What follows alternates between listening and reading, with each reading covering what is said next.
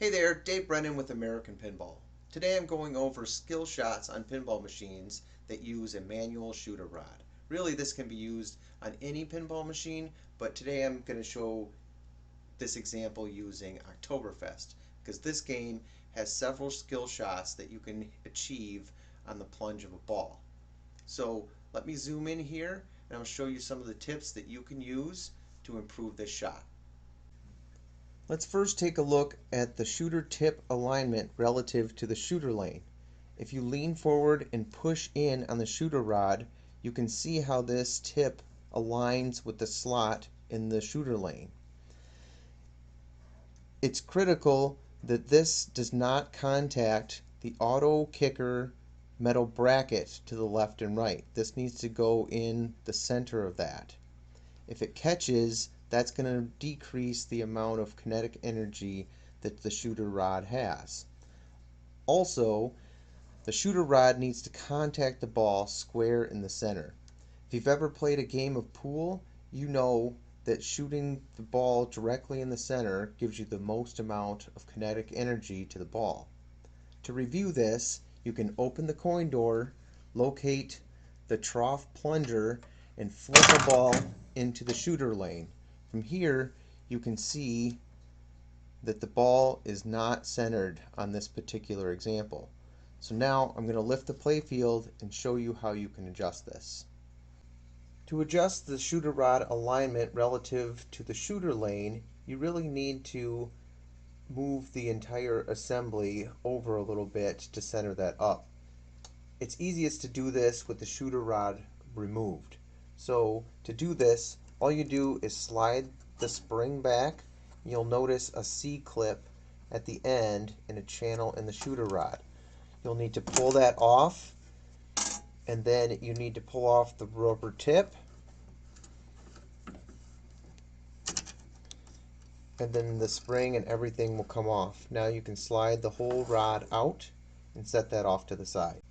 Now that your shooter rod is removed, you can easily get at the 3 screws that hold the shooter rod assembly. You can loosen these with a 5/16 nut driver.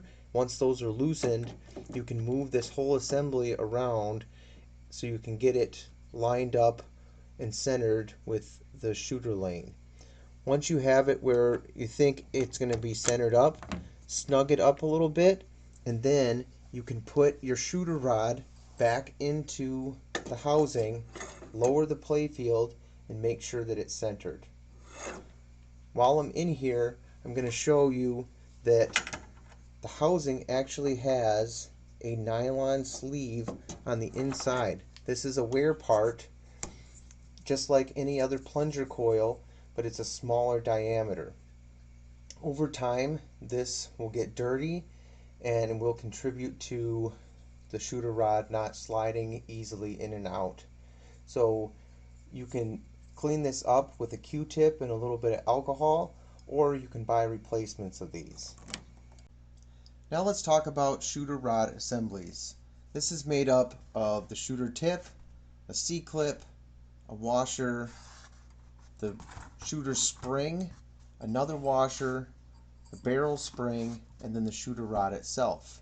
Let's focus in on the shooter spring. There are several different colors for the tension that this spring offers.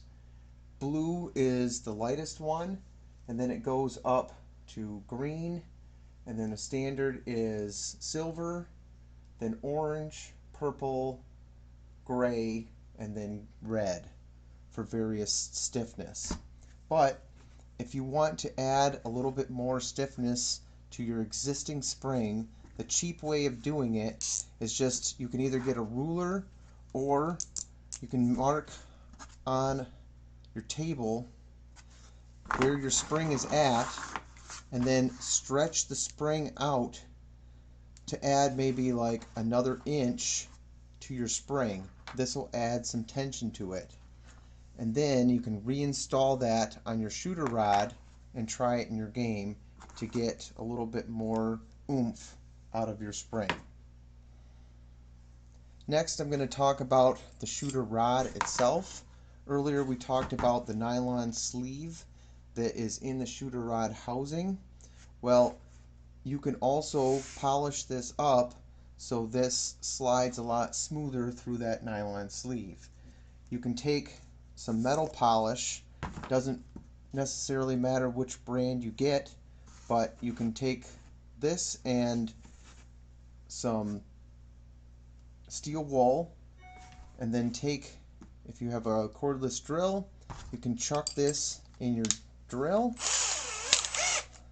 and then spin this with the metal polish.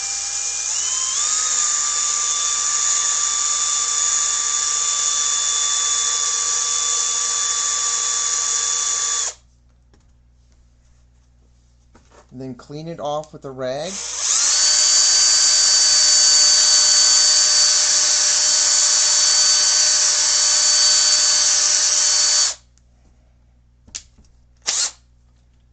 Now you can put this back in your game and it should be super smooth.